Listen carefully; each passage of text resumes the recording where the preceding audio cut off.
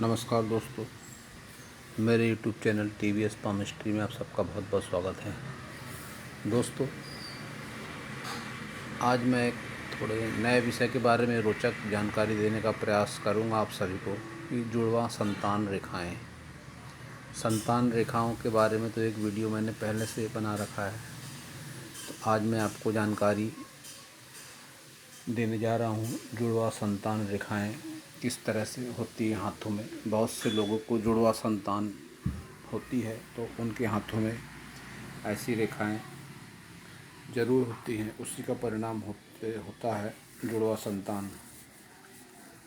तो देखिए, मैं आपको बताने का प्रयास करता हूँ कि जुड़वां संतान रेखाएं कैसी होती हैं। दोस्तों, यह प्राइमरी लाइनें सभी के हाथों में थोड़े बहुत फेरबदल के साथ तो होती ही हैं।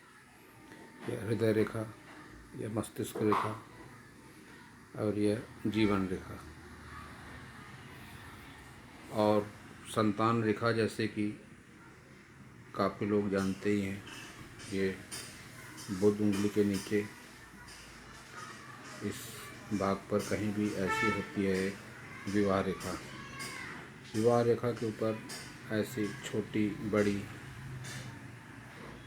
अनेक संख्या में हो सकती है खड़ी लाइनें, जिन्हें हम संतान रेखा के नाम से जानते हैं। तो अब जब बात हो रही है कि जुड़वां संतान रेखाएं, तो जुड़वां संतान रेखाएं दोस्तों कुछ किस तरह से होती है। देखिए कि विवाह रेखा के ऊपर एक लाइन आपको ऐसी खड़ी दिखेगी। खड़ी लाइन के साथ ही उसी लाइन से होकर एक और लाइन निकलती है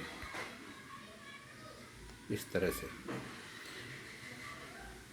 जो कुछ आपको वी या वाई के निशान जैसी दिखाई देंगी पूरी बनने पर, यह होती है जुड़वां संतान की रेखाएं। एक ही रेखाओं का दो भागों में बंटना। तो दोस्तों, यह है जुड़वां संतान रेखा। और यह कुछ इस तरह से भी हो सकती है कि विवाह रेखा के ऊपर एक रेखा ऐसी जाए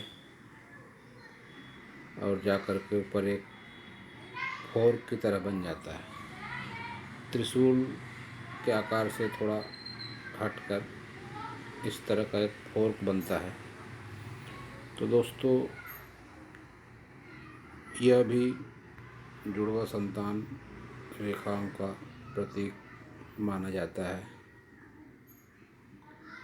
और इसके अलावा एक जो बहुत दुर्लभ निशान है, वह कुछ इस तरह से होता है कि मंगल पर्वत और चंद्र पर्वत के बीच में क्रॉस, मतलब ये क्रॉस ना मंगल पर्वत पर होगा पूरी तरह से, ना ही तो ये चंद्र पर्वत पर होगा। यह बहुत दुर्लभ है, तो बात को पहले समझने का प्रयास करिए। कभी कभी अर्थ का अनर्थ भी हो जाता है। मंगल पर्वत या चंद्र पर्वत, इन दोनों के बीच में क्रॉस का निशान जब बनता है तो यह भी जुड़वां संतान के योग को बताता है।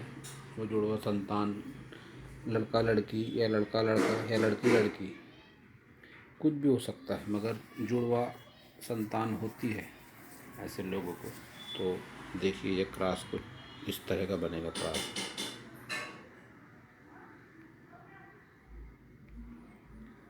तो यह क्रॉस न पूरी तरह से चंद्र पर्वत पर होता है, न पूरी तरह से मंगल पर्वत पर होता है। और इसके साथ ही यह ऐसा भी होना चाहिए कि ये जो क्रॉस की रेखाएं हैं किसी भी रेखा से टच ना हो, न यह मस्तिष्क रेखा से टच हो,